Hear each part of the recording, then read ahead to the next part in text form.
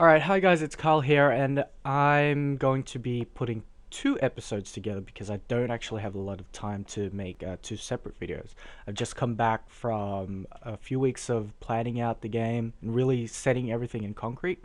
So now that we've got everything down, we sort of want to get really into the project. So this will be the only video for a while for level design breakdown, but hopefully I can find the time to make more videos and keep this going.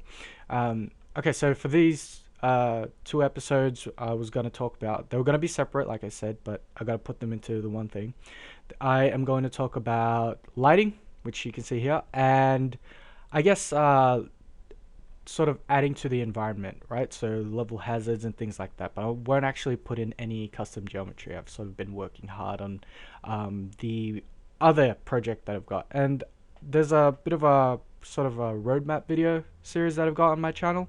You can go to that as well. It's the making of video series, which is has been sort of neglected for a while as well. So here we've got we're gonna start with lights, right? Lights in games have two main purposes, and you can probably find other purposes as well, but there's two main purposes that they have. And the first one is setting the mood and the feel, which we've got this red light for, but we also can use them to lead the player along, right? So if we want them to go in a specific direction, or if we want to sort of on purposely kill the player, and some games actually do that, right? Don't laugh, because some games do that. You can use lights. Lights are probably the easiest sort of visual cue that you can give the player. Apart from that, you've got sounds as well, but you also have minor cutscenes. But lights, if you don't have the budget to make a cutscene, or if your game is more of an Amnesia style game, so an atmospheric game, like Amnesia, Outlast, and games like that, lights are probably going to be your best bet. Because for those games, the sound sort of, you want to give the illusion that they're coming from every direction. You don't really know where they're coming from or who's making them, right? So lights are probably the best way to go in those kind of games. But for here, we'll just assume that we're making a first-person shooter, and we want to use lights to lead the player along. Now, we have a few spotlights here. We have this one downlight. That's fine if you want to sort of highlight a specific area, right? So a point of interest with a downlight makes it very effective. Let me show you that purple crate over there. I don't know why I changed it to purple. I think because I made red barrels. I just wanted to make sure that I didn't confuse any of you guys. So here we have, oh god, I can't even see where the top of that is anymore. There we go. I don't have my glasses done yet, so I'm gonna wait for a bit. So we're gonna turn down the intensity or turn it up. Probably if you're using Unity at home, you probably don't want to turn it up any higher than 5, because it just gets too bright. So I'm gonna turn that down to say 2. That's fine there. That's enough, and we're gonna increase the spot angle so it really covers the actual block itself. So there we go. We've just highlighted it. Ooh, wow, what was that? There we go. The camera snapping still happens, and what actually goes on in Unity is if your mouse sort of hits the border, it'll snap back to some weird angle. It'll try to sort of wrap around, which you don't want. So if we look from down in this screen over here, we've got that sort of crate highlighted, and immediately, if you've never introduced the player, like we'll pretend this is level 1, this light here basically denotes that there's something there, and this is a point of interest, right? That's what the downlight is generally for, the outline points of interest, but also to fill in big spaces. So I'll duplicate that again, and I'll drag this out into this larger area just before the red light. And I'm gonna pull that up to the ceiling, and I pulled it through the ceiling, and there you go. Look at that. I've just sort of filled the space very quickly. Now, obviously, with a level, if you're gonna make like a first-person shooter level, you probably don't want to fill a room with all these spotlights, just because of rendering time. And I mean, sure enough, a lot of graphics cards these days can do that, but it also, not only does it increase rendering time, but it also makes it a bit boring, and you don't want that. So really, you want to use your lights effectively to tell a story, right?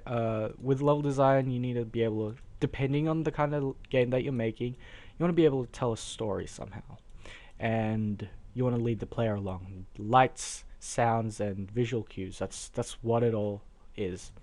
All right, so that's lighting, right? So let's quickly recap that. Lighting has two major purposes in a game. It's to lead the player along and to set the mood and feel, right? So we're leading the player along by outlining that that purple crate over there has some sort of significance to the player, right? We might do this only once throughout the game, but we still need to do it anyway, just to make sure that the player gets it in their heads that, you know, a purple crate, if we see this purple crate again throughout the game, it's going to be important. And we also use lights to set the mood and feel. So red lights we generally associate with, you know, being dangerous. You know, you want to be cautious if you're going to be walking in this area. You know, there might be enemies or there might be monsters and things like that. But they can also be environmental, right? I forgot to mention that because I'm in such a rush. But they can just be purely aesthetic, right? Like, so if we make it orangish yellow, bleh, I'm getting picky. So if we make the light something like that, and we make it a spinning light, that generally means that you should be it's a area that's under construction, and you should be cautious because you might get hurt, something like that, right? So that's sort of like a sub sort of use for lighting, but it's still pretty important that you use lighting effectively, right? Because you can have like one light, and if it's a good light, if you've used it effectively, then you don't really need to put anything else in. Cool.